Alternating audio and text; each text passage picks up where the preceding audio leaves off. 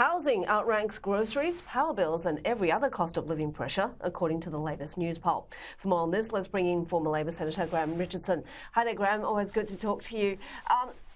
Obviously, housing is a big part of spending, but it is, these problems have complex causes and it's long term.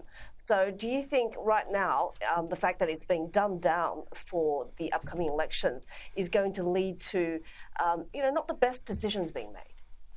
Well, it seems to me that housing's just not getting the priority from either side that it needs. Obviously, there are a lot of people who are desperate to get a house and can't.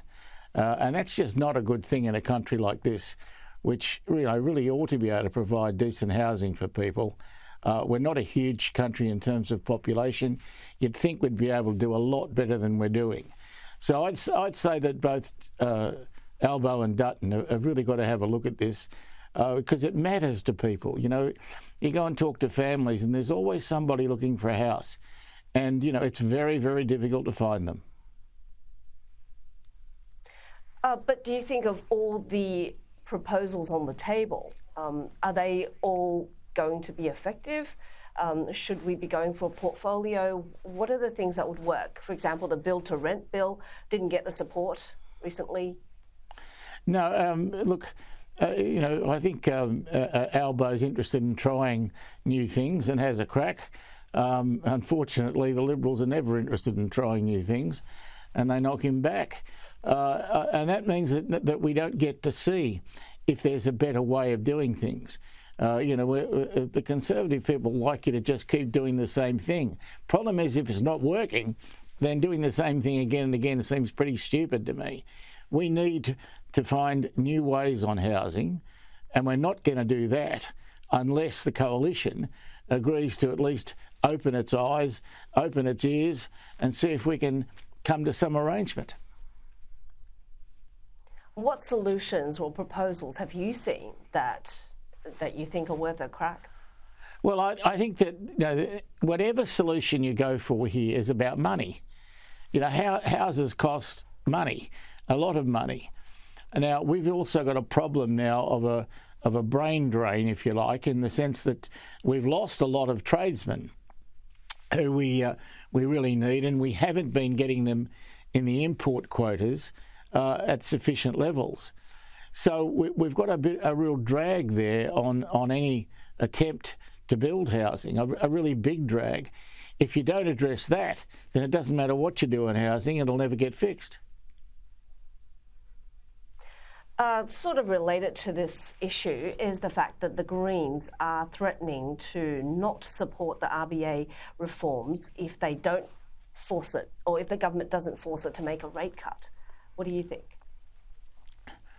I think most of the things the Greens do are just monumentally stupid, and this is yet another one.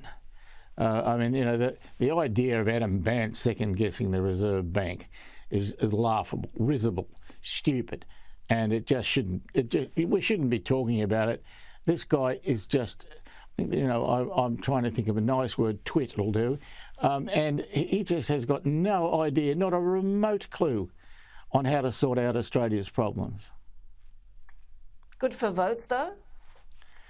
Well, they stick around 10%. They don't get much more.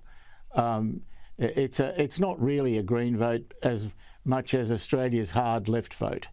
And it just stays there around 10, election after election after election. We're about minutes away from hearing from Peter Dutton on nuclear. To what extent do you think it's a perfect distraction in that, the coalition wants to avoid an internal fight about coal, and then Labor fights within Liberals about nuclear to avoid a fight with the Greens and Teals about coal and gas? Yeah, it's a pretty good wedge from the Liberals against Labor, because the Greens and Labor are going to have a massive fight over this. I think that there's an inevitability that nuclear will become part of the mix. Now, the argument's going to be how big a part, and I don't think anyone knows the answer to that question yet. But I think it is going to be part of the mix. And so Dutton has, I think, got a bit of wind in his sails on this issue. I think Dutton will do okay with it. Labor's pretty committed to say no, so he's got up till the next election, he can flog this one as much as he likes, and if he handles it properly, there's just a chance he'd be picking up a few votes with it. What did you think of what came out of the Quad Leader Summit? Stuff on cancer and that hot mic incident, Joe Biden talking about China's aggressively testing the other countries? Yeah, I think the Quad spends most of its time talking about China, as it should. The Chinese have been testing the West in the South China Sea of recent times. They're getting a little more aggressive on Taiwan, and so when the Chinese get aggressive, the rest of the world holds their breath and wonders how far it'll go. I always wonder about Taiwan, because eventually, if they have a crack at Taiwan, then I don't see how you don't have a world war. So these things are actually quite important. We've really got to watch China much more closely than we have. Thank you so much for your analysis. Pleasure. I look forward to talking to you again. Former Labor Senator Graham Richardson.